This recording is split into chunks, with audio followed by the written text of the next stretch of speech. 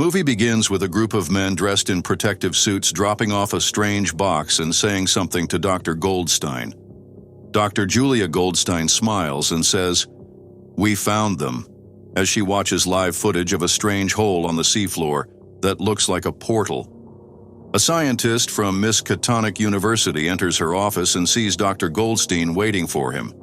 Jim wasn't paying much attention until he heard that Julia worked for the Pigman Corporation. But when he found out the company was selecting people for an expedition, he began to get interested. Dr. Goldstein explained that for the last 7 years, they had been conducting research in the southern seas. They had mapped a deep area near Antarctica and found the deepest spot in the ocean at 37,000 feet. She then showed Jim photos of a hole that looked like a portal on the ocean floor. She said the journey was about entering that hole and studying what was inside. Jim agreed to go out of curiosity about what could be in a hole that seemed man-made. Jim attended a meeting where he met the new team. Dr. Goldstein introduced everyone. Gordon Atkins, head of the underwater lab in London. Kristen Harris, a marine scientist from Europe. Joe Micker, in charge of security and communications. And Hank O'Connell, chief engineer of the Providence 3, a submarine capable of diving to great depths. The Providence 3 was made with a special foam and could withstand the immense pressure at 37,000 feet or more. Christine was worried about the risks of entering the hole, but Dr. Goldstein and Hank said the Providence 3 could handle it and that the trip would go smoothly. Suddenly, Jet Pigman appeared behind the group and gave a long speech about why it was important to explore the hole, claiming it could be their greatest discovery. After the meeting, the team had dinner together and got to know each other better. They talked about the mission.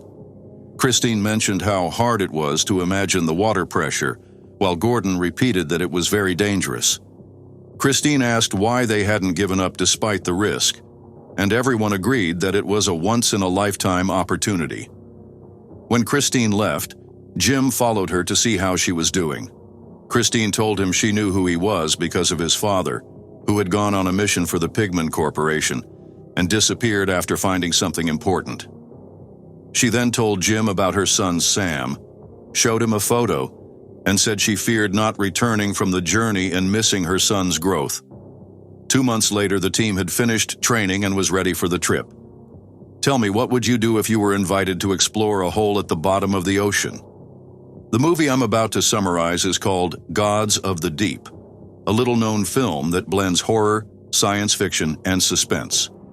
Before diving into the summary, I invite you to subscribe to the channel, activate the bell, and leave a like to receive the best reviews. Pigman decided to participate to see what was.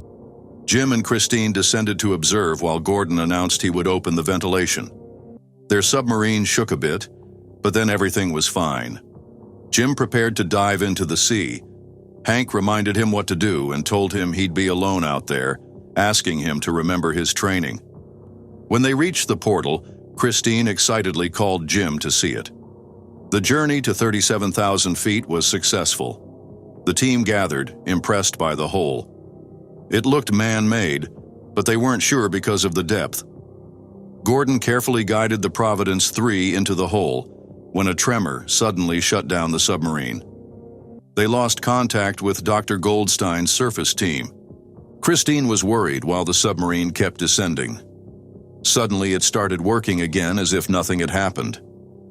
Rachel told them they had lost contact with the surface for 3 hours. The team was shocked because it had only felt like a few minutes.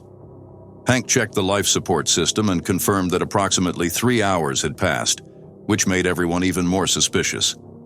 In front of them, they saw a huge, ancient ruin.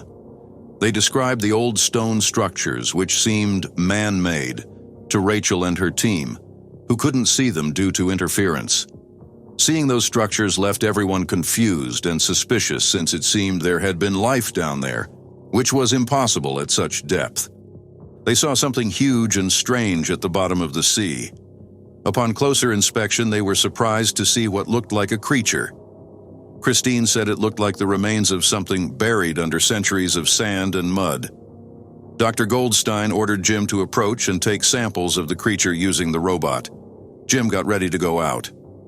Christine asked if he would be okay, and he reassured her before leaving. The others continued watching from inside the Providence 3. Jim approached the creature and took a sample while the others observed. Seeing the creature up close, Jim felt fear because of its size. Christine found it strange that for a dead creature, its skin was still intact. It should have decomposed. Joe wondered how long it had been dead. Suddenly, they saw movement on the robot's rear cameras. Its radar detected a massive creature. Christine told Gordon to call Jim back to the Providence 3, but Joe insisted they needed the sample. As soon as Jim finished cutting, Gordon told him to return to the submarine, but then they lost the signal. Everyone felt terrified as they watched a huge winged creature rise and emit a strange sound. Gordon asked to abort the mission, but Dr. Goldstein, desperate for the sample, wouldn't allow it. In panic, Gordon handed the controls to Joe, who decided to lower the submarine so Jim could return quickly. Meanwhile, Pigman saw the shadow of a non-human creature and said it was an encounter with the gods. Exactly what he had hoped for. Christine ran to the pressure chamber and told Hank to fill it with water so Jim could return.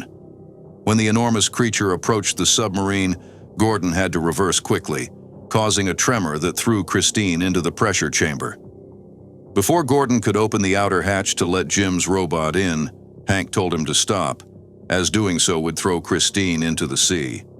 He opened the inner hatch and Joe helped pull Christine out of the flooded chamber. After sealing it, Jim entered the Providence 3. Joe tried to save Christine, but since she wasn't responding, they thought she had died. Gordon asked what was happening, and Hank said they had lost her. Hank then found Pigman on the floor and tried to wake him.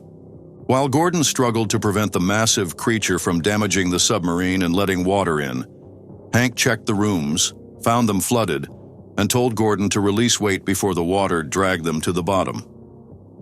Since Jim was still in the pressure chamber, he waited 5 seconds before releasing the weights.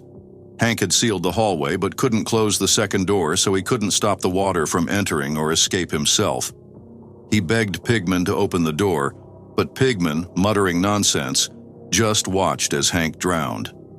Jim returned to the Providence 3 and panicked when he saw Christine apparently dead. He yelled at Joe, asking why he hadn't helped her, and gave Christine mouth-to-mouth, ignoring Joe, who kept saying she was dead. After a moment, Christine coughed up water, and Jim hugged her. The submarine managed to exit the ancient ruin and return to the surface. While they talked, the pressure chamber began to move. It was the box containing the creature's sample. Pigman wanted to take the sample to the lab. Jim suggested sealing it in the pressure chamber, fearing it might be dangerous, but Pigman insisted on bringing it to the lab. Christine and Jim decided to go with him to ensure the sample remained sealed. As they watched, a disgusting tentacle emerged from the sample. Jim proposed freezing it, and Christine demanded that the lab be closed. Jim pulled Pigman out of the lab while Christine covered the glass box containing the sample and shut the lab door. Joe called Dr. Goldstein, who warned that the sample had to reach the surface. Dr. Goldstein planned to keep the sample, and Joe was part of the plan, since it was worth billions of dollars. Pigman overheard the conversation. Upon hearing this, he entered the lab, which now looked completely different. It seemed the creature had fused with the environment. A sinister shadow stood beside Pigman. He stripped off his clothes and began rubbing his body with the sample's slime. Meanwhile, Jim and Christine were changing clothes when Jim suddenly lost control, saying that what they had found in the ancient ruin was making him see things. Christine held his face and calmed him down. As they finished dressing, they heard Gordon scream. When they ran to check, they found chaos in the open lab. Christine accidentally touched part of the slime while trying to close the lab and ran back to Jim. Then Pigman appeared, making strange poses and emitting an eerie cry before falling into the pressure chamber. Christine and Jim tried to open the pressure chamber to save him, but Joe stopped them with a gun. He revealed that Pigman already knew what they were dealing with. Pigman had spent years researching the ancient ruin before the expedition. His real goal wasn't exploration, but obtaining a live creature sample and profiting from it.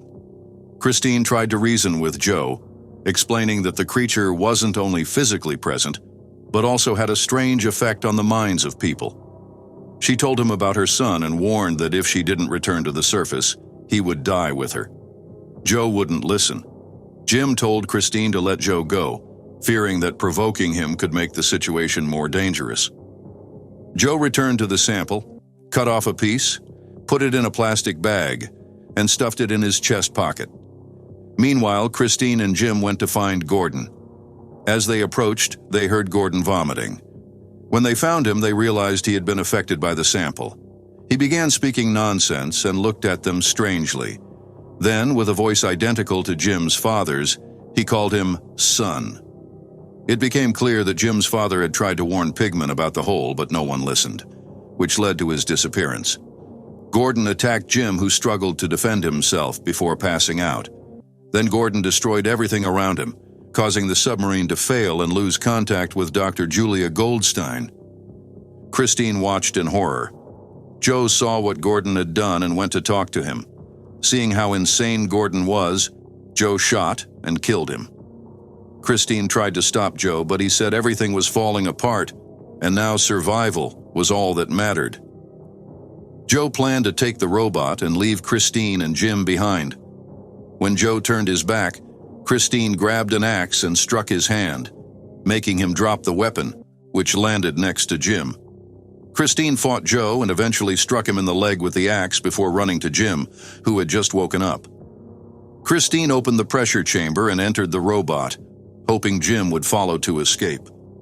But Jim grabbed the gun and went to the lab to destroy the creature's sample, making sure no one else would ever find it. Meanwhile, Joe woke up and saw a tentacle emerge from Gordon's body. After leaving the lab and returning to the pressure chamber, Jim encountered a shadow that had possessed Pigman. He ran back to the chamber and told Christine to leave without him, explaining that one of them had to stay behind to seal the chamber. Suddenly, Joe appeared with the axe. Jim pushed Joe away from the chamber and shot him. To his horror, tentacles emerged from Joe's body, and Jim shot them before running back to the pressure chamber. He closed the chamber and opened the outer hatch to let Christine out, then slid down the wall, accepting his fate as everything around him burned. Jim heard his father's voice calling, "Come find me, son." He approached the shadow, calling out to his father as the fire consumed everything. 2 days later, Christine woke up in a hospital after escaping the Providence 3. She asked about Jim.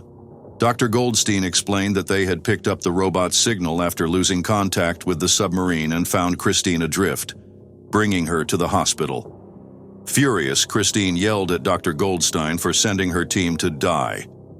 Suddenly, she felt a terrible pain in her stomach and remembered touching the disgusting slime from the creature's sample. Ironically, she congratulated Dr. Goldstein for getting exactly what she wanted before collapsing on the bed, convulsing and laughing madly.